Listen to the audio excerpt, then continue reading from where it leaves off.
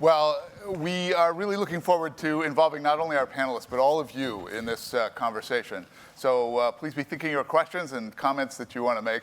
This is a stellar group to address what's really a great question, which has come up in several of our other earlier panels. We've taken the title for this particular discussion, Rethinking Design Thinking, from the title of we've borrowed it from a title of a chapter in Steve Vassallo's new book. And it's Steve is a partner at Foundation Capital in San Francisco, couldn't be with us today, unfortunately, but it's a provocative chapter.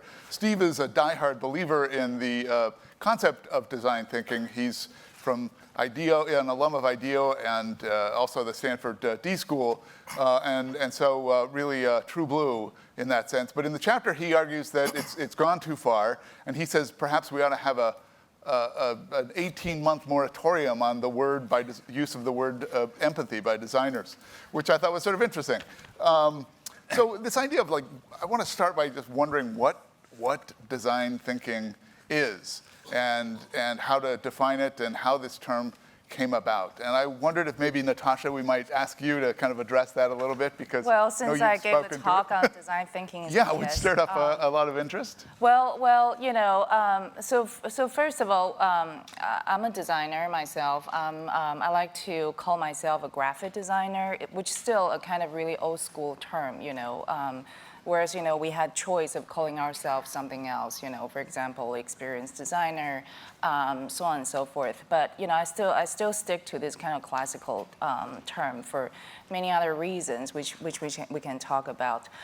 Design thinking, as far as I understand it, is that it's actually a really kind of, it has a really long academic history to it. It really started out in the 60s, in schools when they were trying to help engineers to really, first of all, get comfortable with design, with the act of design, and with the way that designers work. But then I think that over the last years, many years since that, it started become this kind of really popular term, to a point now that it's kind of a buzzword, that you begin to see a lot of what I would call derailed version of it, that is out in the world through different types of, boot camp classes, so on and so forth.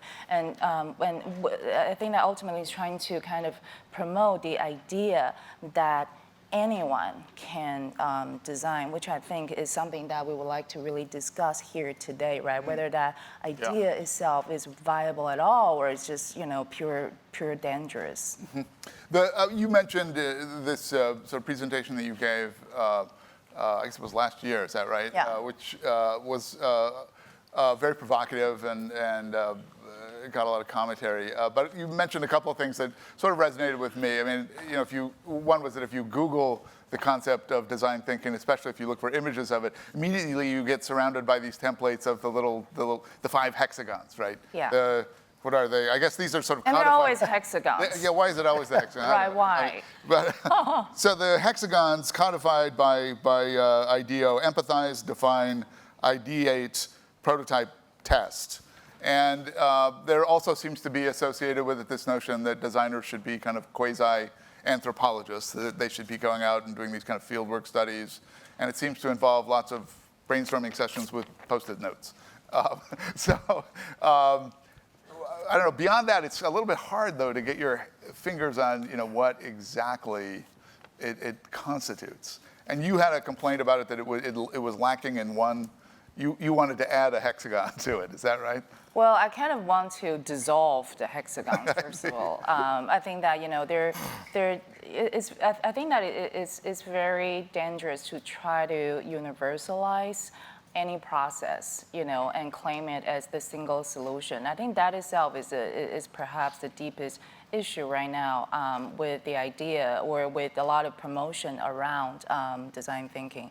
But I think that one very important step in the process of design is you begin to kind of establish criteria as to what is good and what is bad. And that's still a very simplistic way to kind of, establish criteria for design.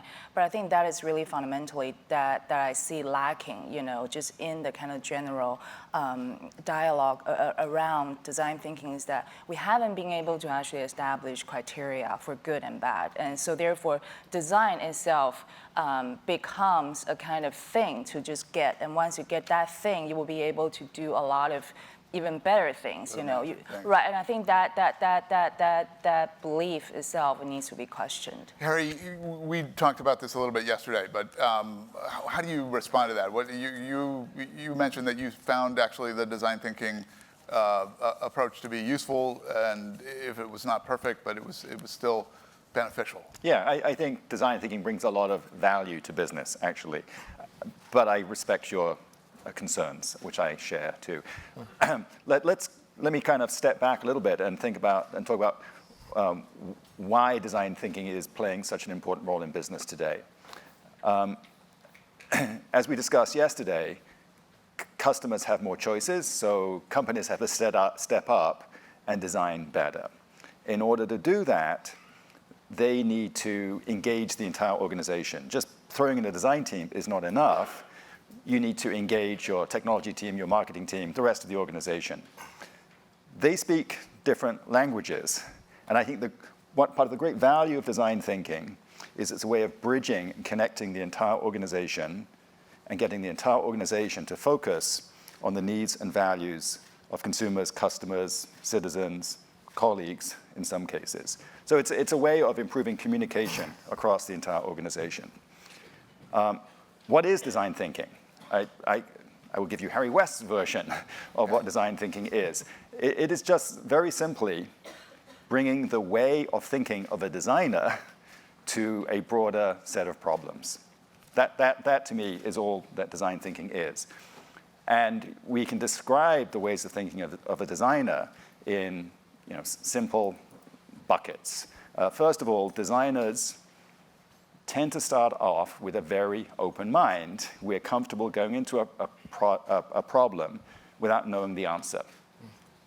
That is different to how most people are wired. Most people are nervous when they don't know the answer, when they don't know where they're going. We like to not know where we're going. We like the discovery.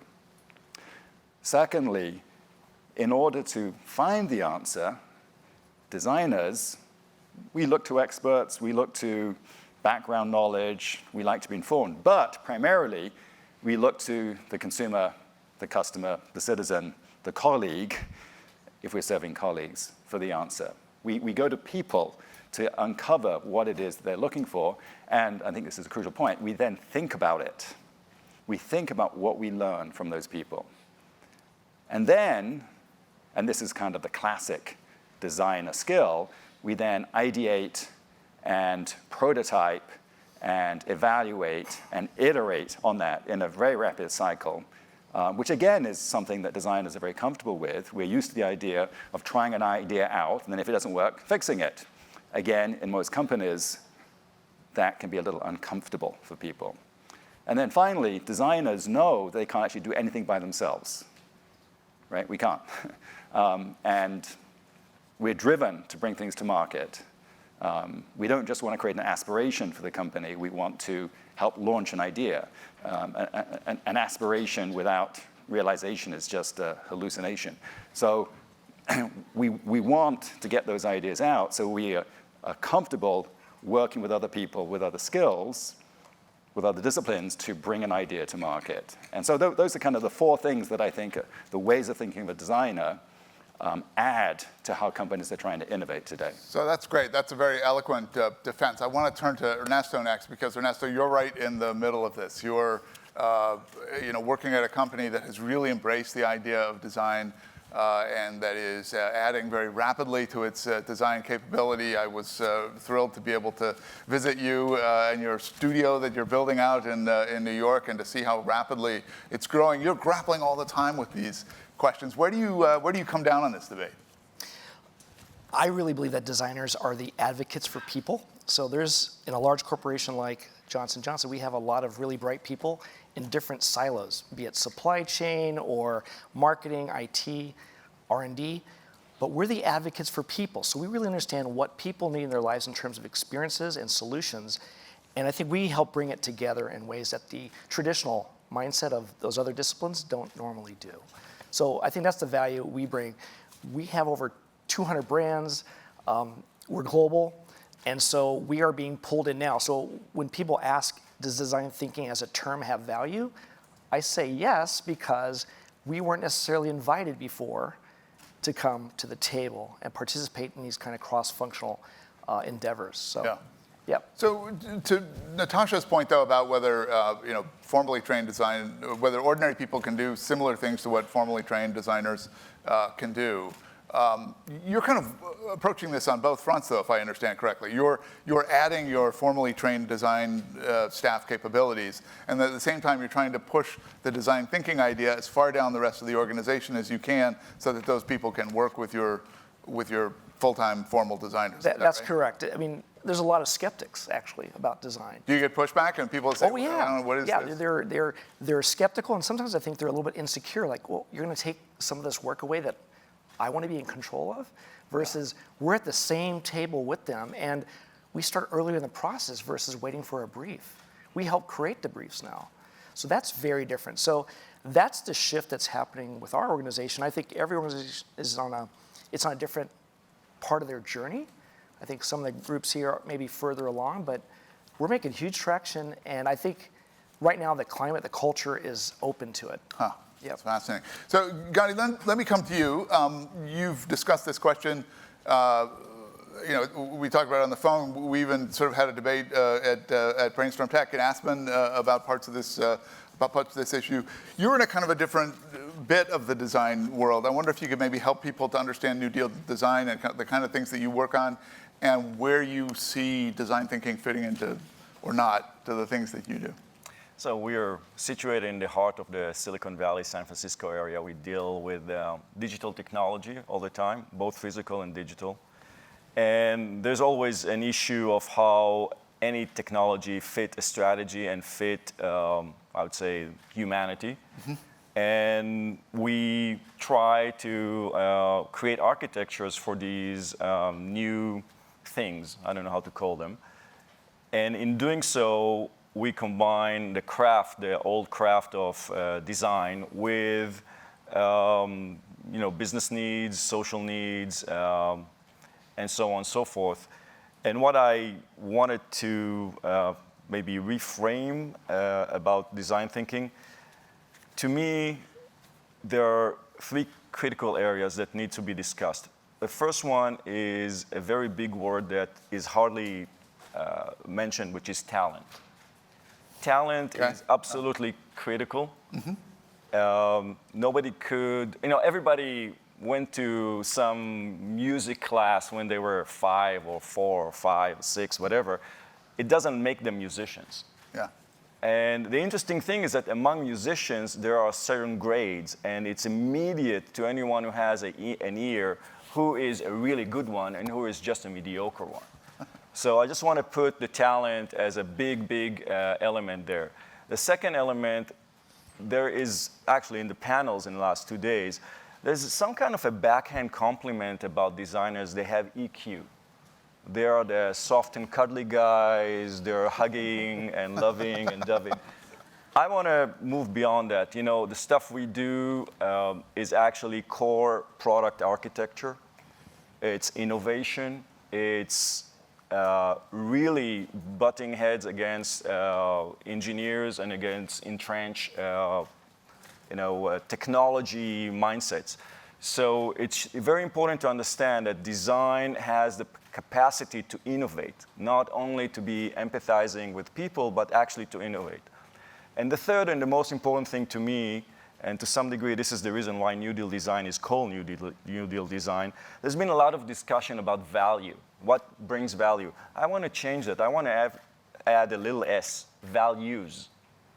There is a fundamental problem now in the world, in my opinion, that the industry and businesses are somewhat behind the curve of social change and social issues. And now we are facing a phenomenal power of AI and robotics that will probably make half humanity obsolete as far as workforce and so on. So we need to be more aware of it and build businesses and communities around the businesses in a way that they are symbiotic and have a very good cultural background. And this is, especially in the Valley, in the Silicon Valley, a very difficult problem to force. And I would love to have the discussion among business people to change from value to creating value to actually working with values.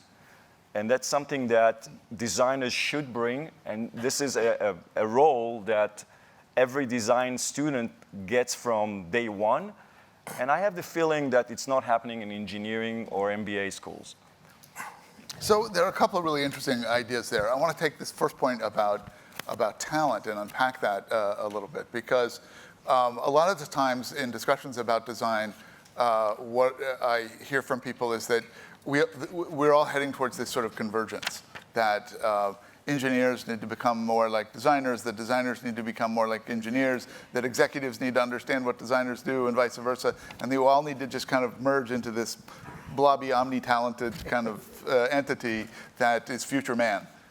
And what I hear you saying, which is kind of a dissent from that, which is, no, damn it, there are designers who are good at being designers. There are engineers who are good at designers. They see the world through different lenses. They have different functions. Let them do their jobs and stop trying to be each other. That we wouldn't say, music thinking. We wouldn't say, physician thinking, and let somebody that had been through a seminar do brain surgery on you. Yeah. That designers that's a real craft, a real job, and take it seriously. And it's actually a talent that is being groomed from age 1. Right. And it's something that people come with innate capabilities, and they hone these capabilities.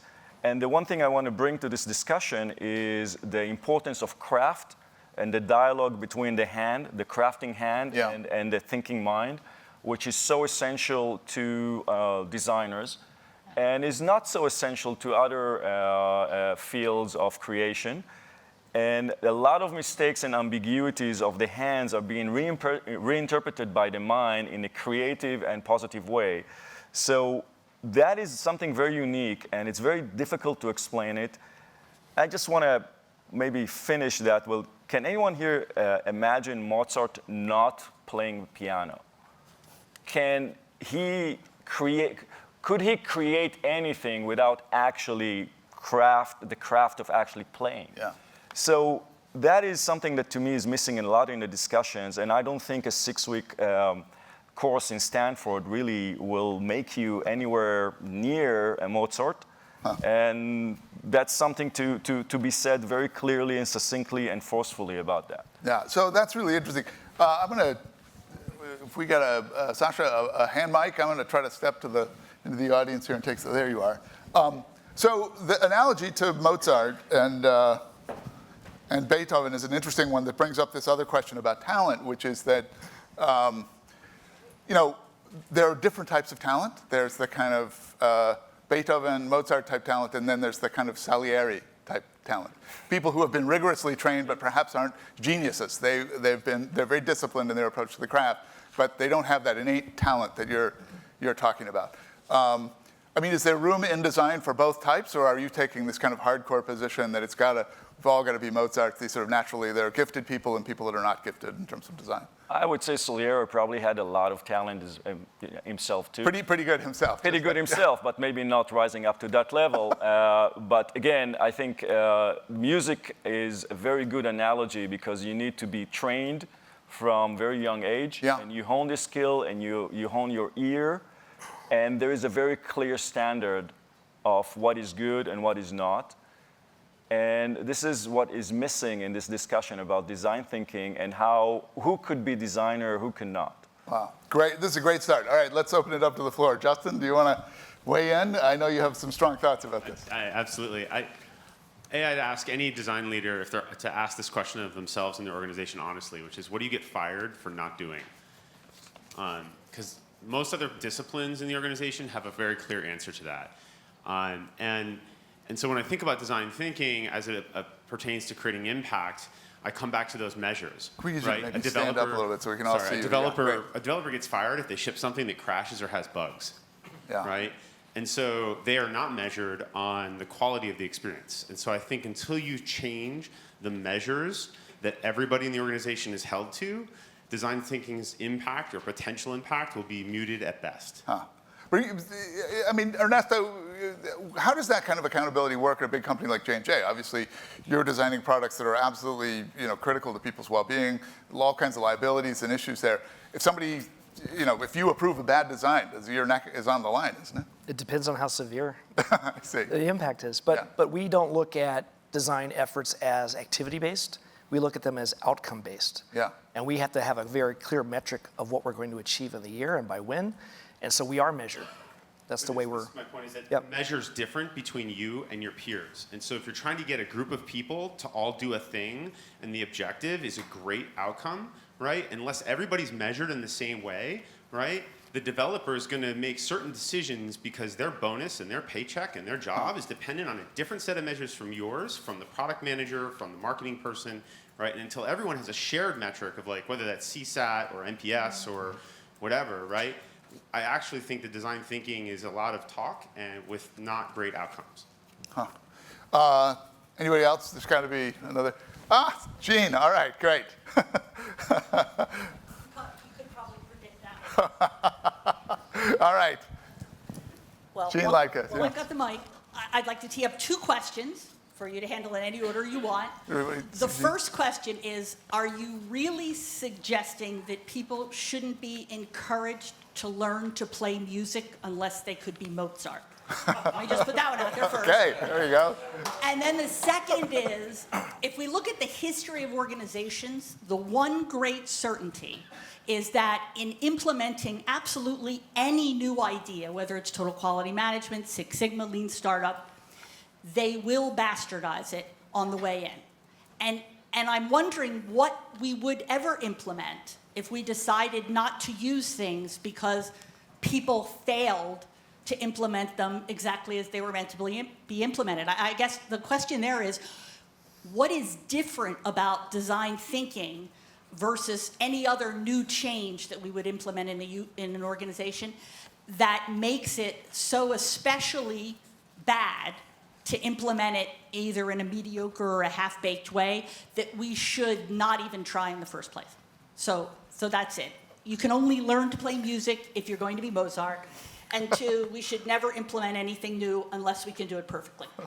I think I was suggesting the opposite with the Solieri example. That's number one.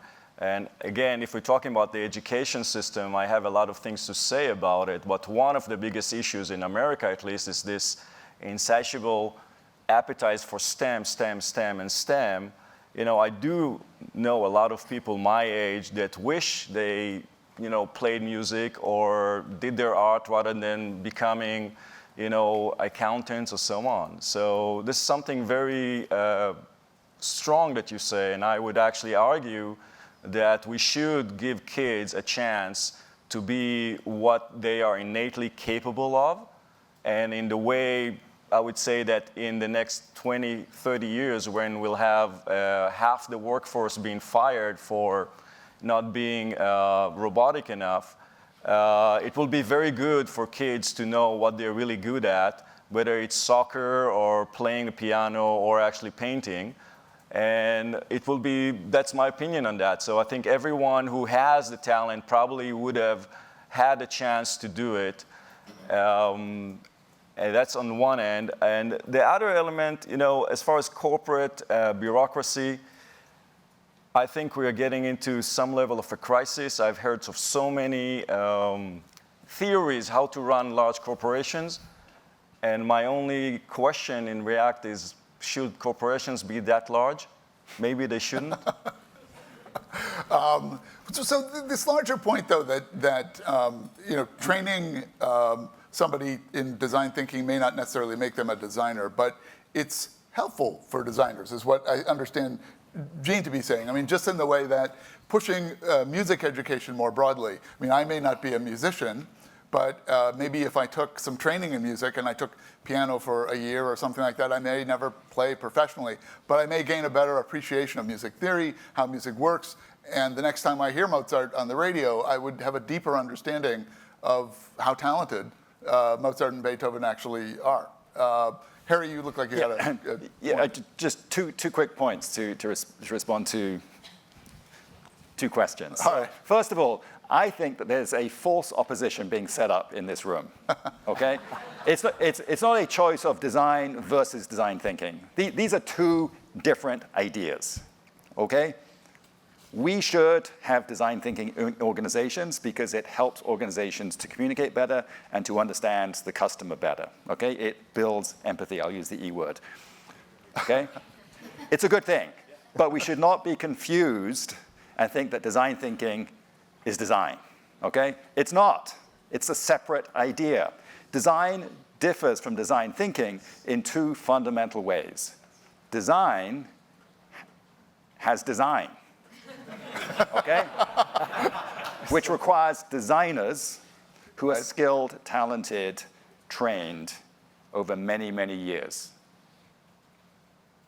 Design requires a lot of thinking, more thinking than design thinking. If you've ever watched a designer work, you will be blown away by the intensity of what it takes to bring a great idea to life. That's what designers do. We should not confuse design and design thinking, two separate ideas, okay? correct. Yeah.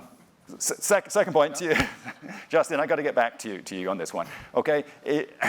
I don't think everybody needs to be measured in exactly the same way. We're a team, okay? Designers work with engineers. You can't measure them in the same way, just like you can't measure players on a soccer field in the same way, okay? Some guys are in defense, some guys are in attack, but together they have the combined purpose of scoring a goal, okay? And that's what we do. That's the shared measure. Great. Okay, I'm with you there. Yeah, that's a shared metric, but we can still recognize that somebody is a really good goalkeeper and somebody's a really good shooter, okay?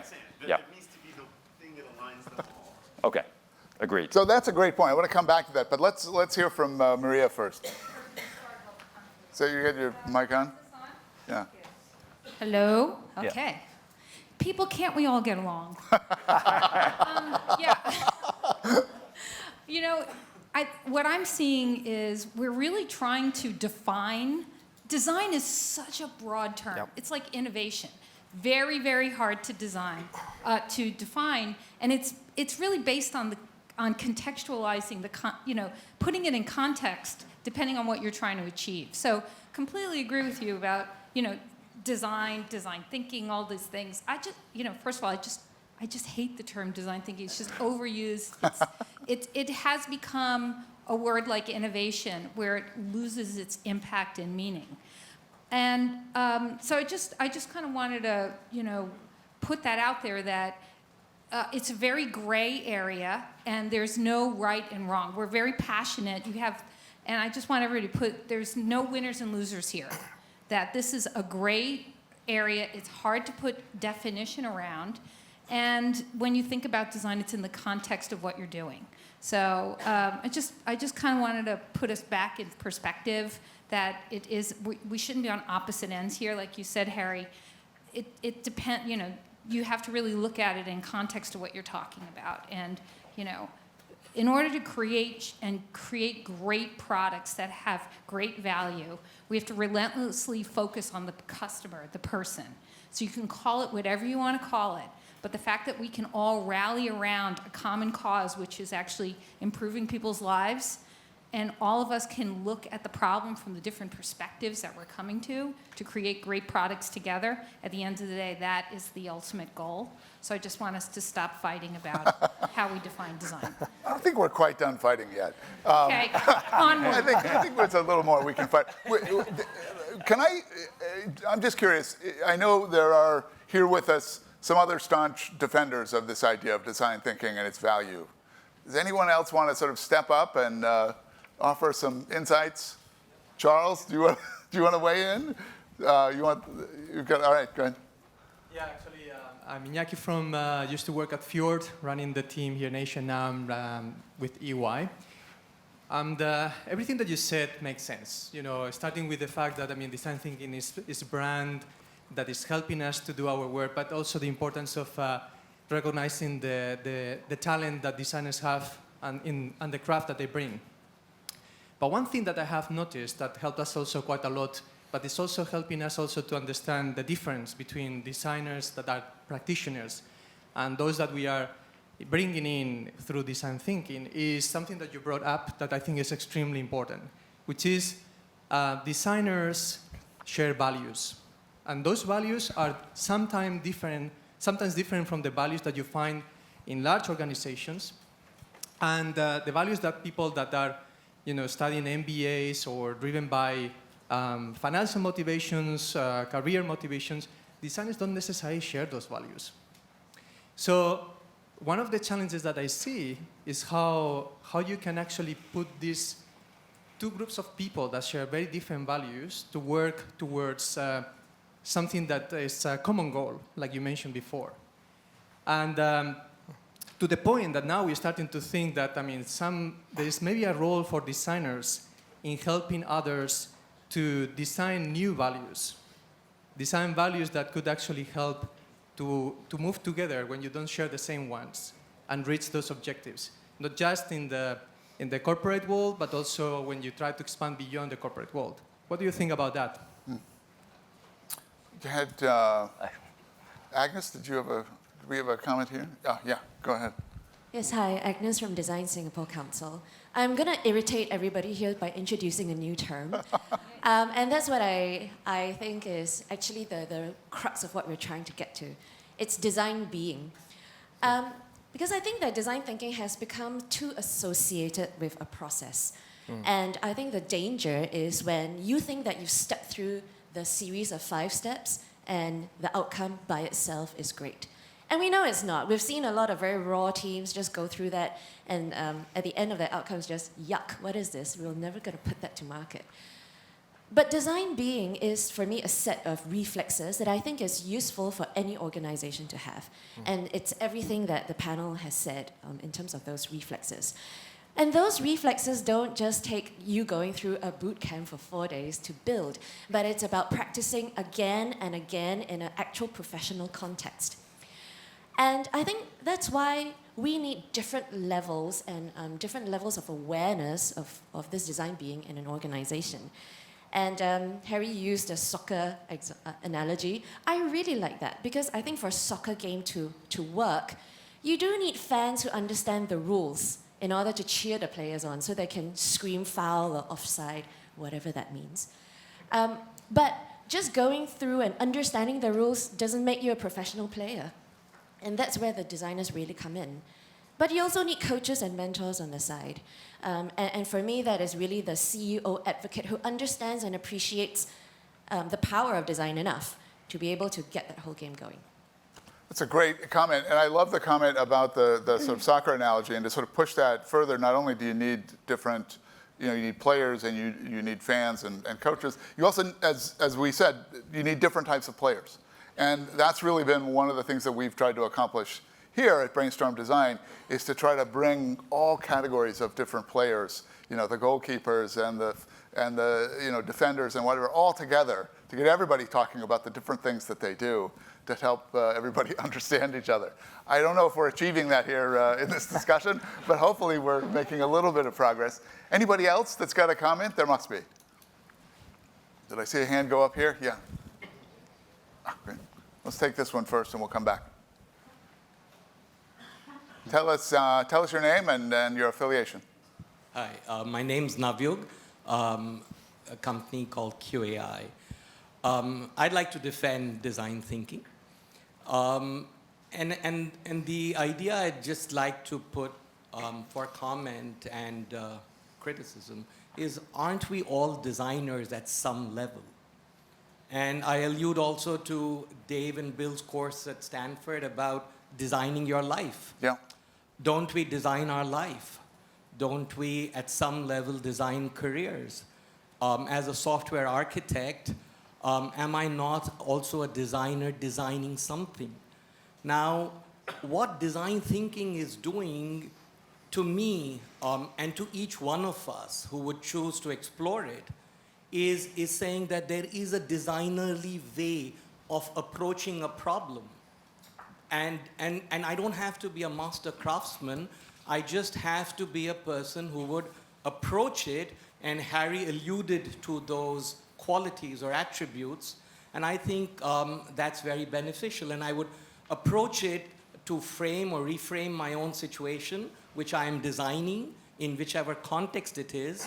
And it's those, and when I do that often and often again, I tend to build muscle memory, and I'm able to work with people and understand and contextualize and solve problems in a quote-unquote designerly way without necessarily being a designer in the narrow definition of being a designer. So I'd love to have comments on that, especially Harry, because I kind of resonate with that. I'd love your criticism to this, because that's how I see it. I see myself not being a professional designer, but designing all the time. Yeah. All right, Harry, I want to take one more comment here, and then we'll come back to you all for maybe a final word. We've got just a little bit of time left before our next session. Go ahead, tell us your name and where you're from. Hi, my name is Govind. I'm from MSD, Mark. Okay, one thing is, the fundamental group, like which develops any design thinking or designing a product or a solution, you need a cross-functional team. That's very important. Like, not everyone in the team can be a designer. All the team members are not designers, but there must be a designer in the team.